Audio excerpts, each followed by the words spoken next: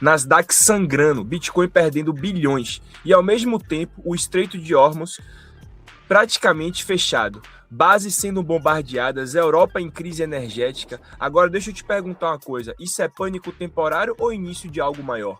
Se você opera o mercado sem entender o macro, essa semana pode te esmagar. Já deixa o like aqui porque hoje o vídeo não é normal.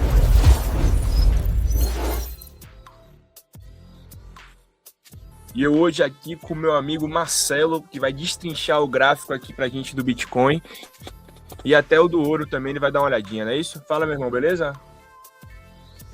Fala, Thiago. Vamos dar uma olhada aí nos gráficos. É isso aí.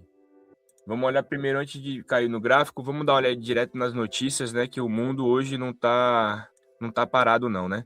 Isso aqui, pessoal, não é apenas mais um conflito regional. Isso aqui já é uma escala coordenada com impacto global imediato. Nas últimas 48 horas tivemos a liderança máxima do Irã sendo eliminada, o novo ministro da Defesa morto 2 dias após assumir o seu cargo, a infraestrutura militar do Irã estratégica está sendo atingida bastante, bases americanas e aliadas também sob ataque direto. No Kuwait, soldados americanos mortos. No Catar, explosões próximas à maior base dos Estados Unidos no Oriente Médio. E em Dubai, explosões em um dos maiores centros financeiros do mundo. A França anunciou hoje também a mobilização de aeronaves com capacidade nuclear. A Europa já fala em crise energética. E a China começou a compartilhar a inteligência estratégica com os Estados Unidos, com medo de represária. Isso deixa de ser guerra bilateral e passa já a ser um rearranjo geopolítico enorme. O mercado financeiro não reage à manchete, pessoal. O mercado reage à probabilidade de prolongamento. A guerra curta gera volatilidade. A guerra prolongada gera inflação, recessão e apertos monetários. E neste momento o mercado está tentando precificar exatamente isso. Duração, escala e impacto estrutural. E quando o conflito escala, o primeiro ativo a reagir não é o Bitcoin, é o petróleo.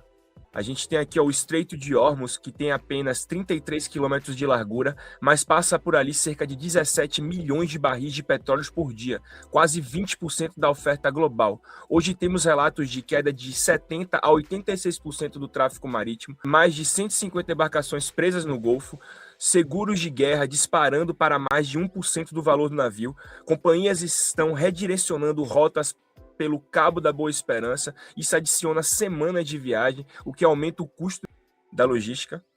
E o Brent já reagiu, alta de 2 dígitos em poucos dias. Se o barril passa de $100, pessoal, o CPI americano pode voltar para a casa dos 4% ou até dos 5%.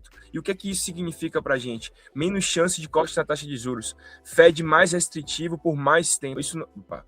Isso não é sobre navio, isso é sobre inflação global. E inflação prolongada muda completamente o valuation dos ativos de risco.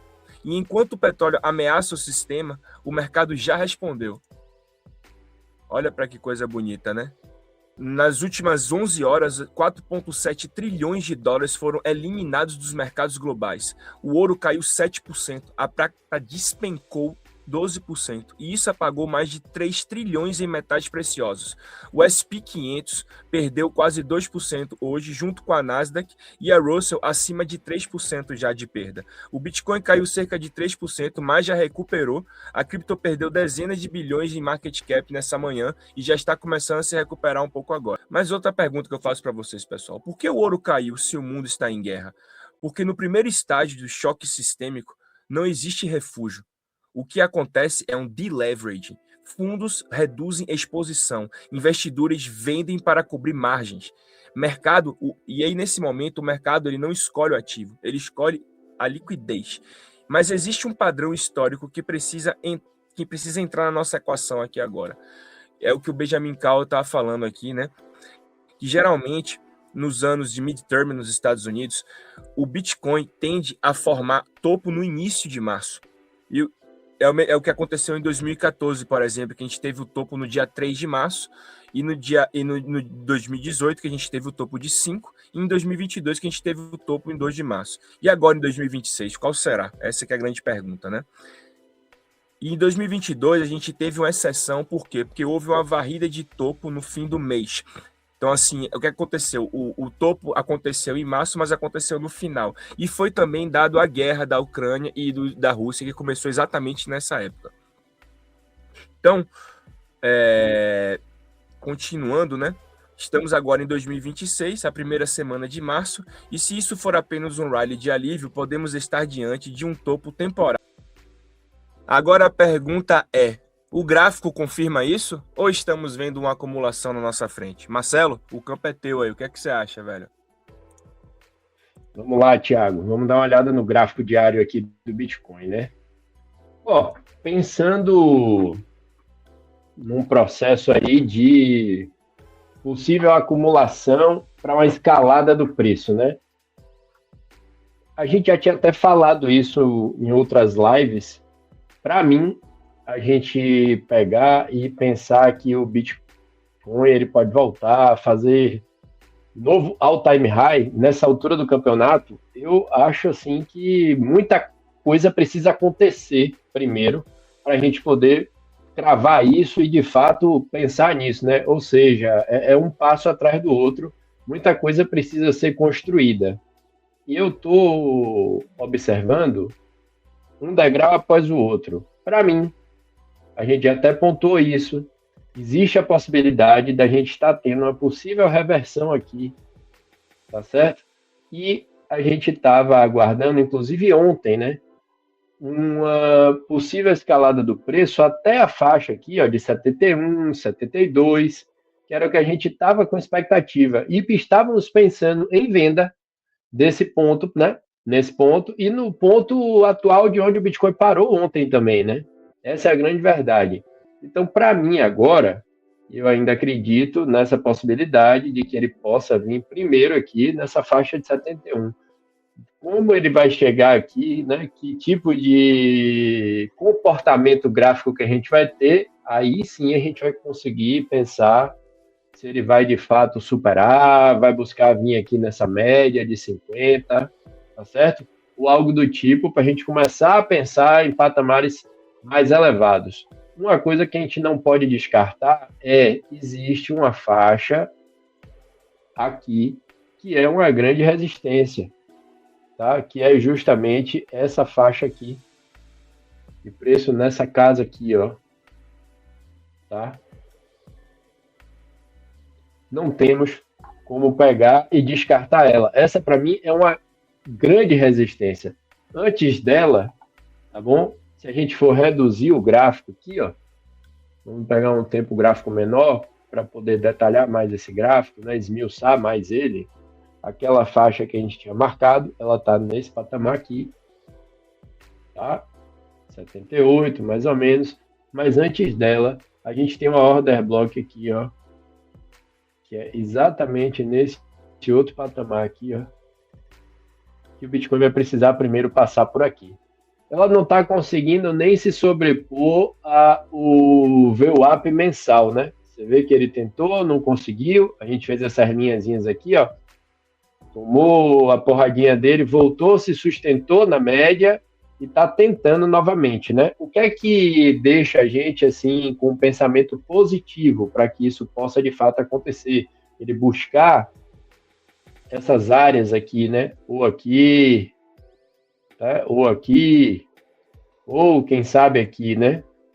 A gente tem a defesa desses fundos, a gente já pontuou isso aqui, que inclusive também está preservando esse último fundo, e a gente viu lá num dado on-chain, um dado macro, que existem muitas ordens aqui de compra já posicionadas aqui embaixo. Então, a princípio, essa grande ordem aqui já deu essa segurada no preço e está dando esse sinal de possível reversão para a gente, mas para mim, os alvos são esses aí. Primeiro, a linha azul, certo? Pensando no macro. Segundo, essa outra faixa aqui de 72, antes até de 75 e posteriormente essa faixa mais acima, tá? Agora vamos ver micro, vamos pensar em trade, beleza? Olha lá, ó. Quando a gente pega no micro aqui, ó, o comportamento do gráfico de ontem, a gente fechou a live falando, estou observando uma venda. Para mim, a prioridade são vendas que ocorreria ou nessa faixa, que foi o que a gente pontuou, ou talvez numa faixa mais acima, né? E ela ocorreu exatamente na faixa onde ele parou de fato, tá? E aí a gente vê o quê, ó?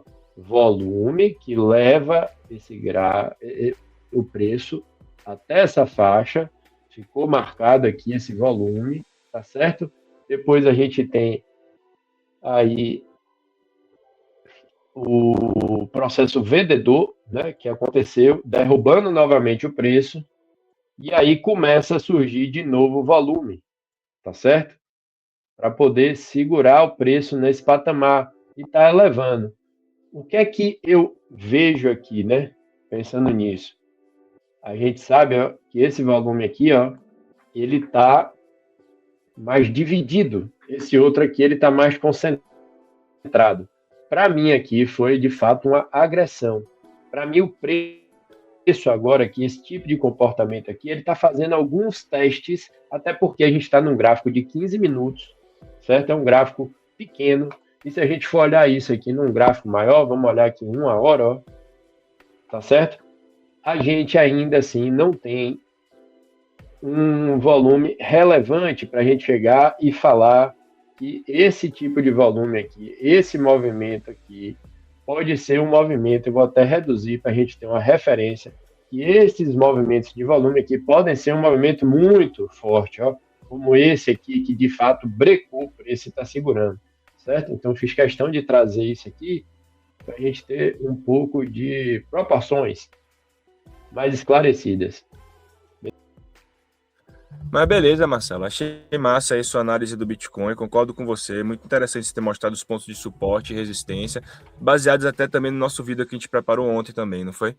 E aqui, aproveitando, né, que Marcelo falou da Liquidation Heatmap, eu queria trazer para vocês aqui, falou do gráfico do Bitcoin, eu queria trazer para vocês aqui o Liquidation Heatmap, né? A liquidação das últimas 24 horas, a gente está tendo aqui, ó, 367 milhões de dólares sendo liquidados hoje, dos quais 240 são para a equipe dos bulls e 126 são para a equipe dos shorts, beleza? A gente tem aqui um equilíbrio quase perfeito entre longs e shorts aqui, se vocês verem no canto de cima, entre 50 e 49,1, e isso aqui está muito visível no nosso gráfico aqui, na nossa carta térmica da semana, tá?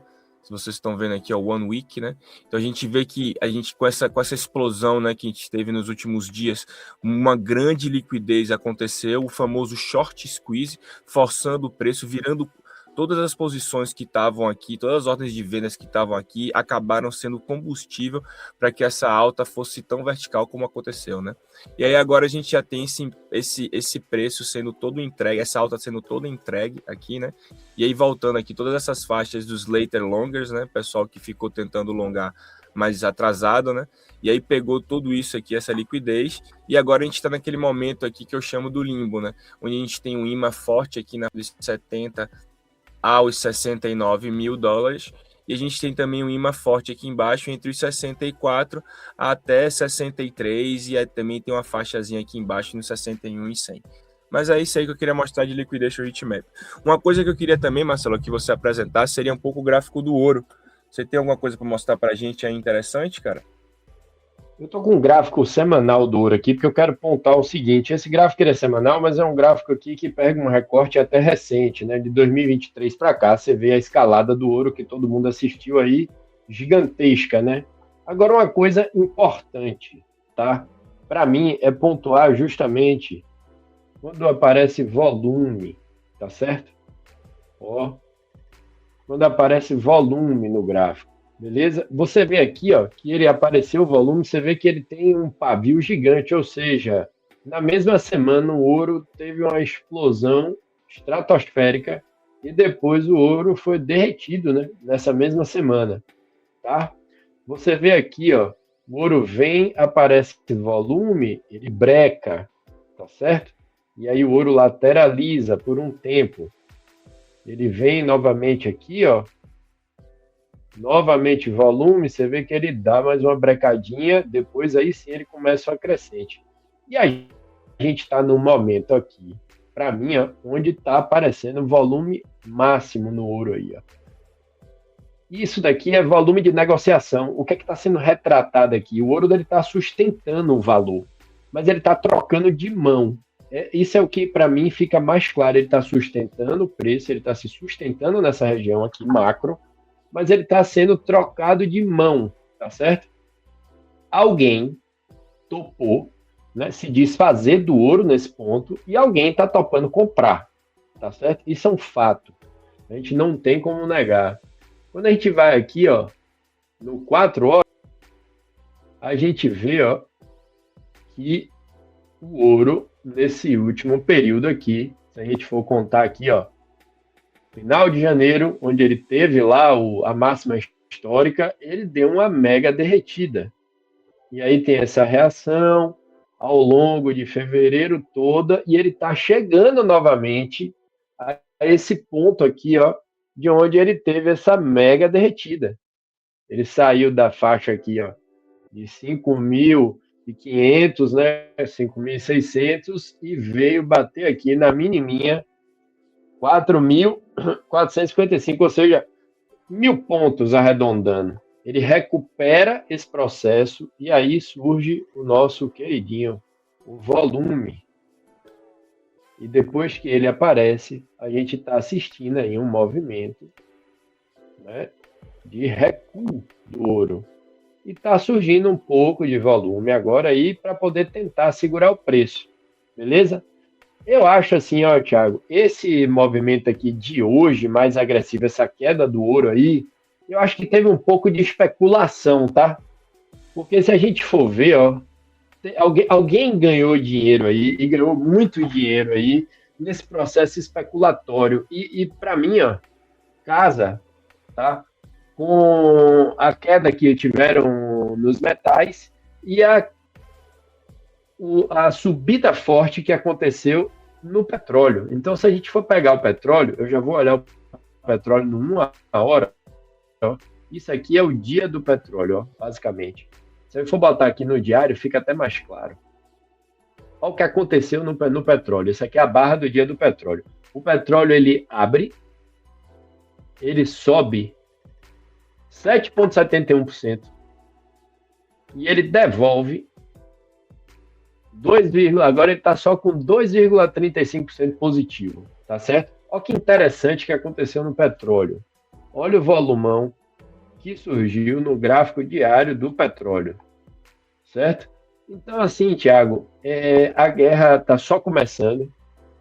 Os big players, eles estão se movimentando aí, e nós que somos operadores, traders, a gente tem que ficar atento ao que eles estão fazendo, tá certo? Como a gente tem um foco maior ali em criptomoeda, a gente precisa compreender que impacto isso vai ter no Bitcoin para a gente tomar partido nas nossas operações nas pontas corretas.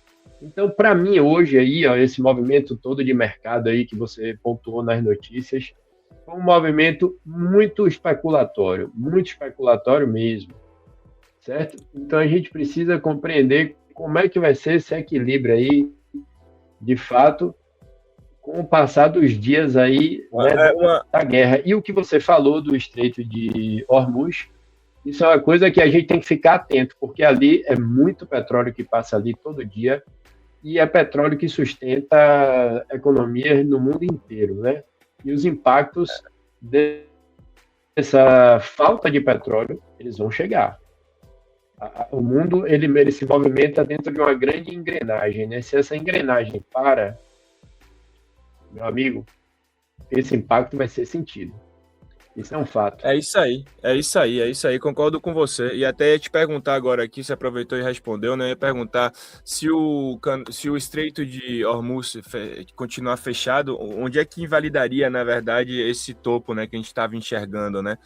Porque se esse estreito continuar fechado e a gente começar a ter vários problemas aí com o petróleo, com certeza o preço não vai ficar onde o Marcelo mostrou, a gente vai continuar vendo uma alta forte, né? E com isso a gente vai também ver a inflação voltando, uma possível recessão entrando no mercado e por aí vai, né? É realmente bem complicado o que está acontecendo hoje no mercado com essa guerra, né? O mercado está sentindo bastante. Mas aí... Então, para finalizar, só com essa última notícia, né? Desse novo pump aqui dos 29, geralmente esse pump que sempre acontece depois do começo de uma guerra, né?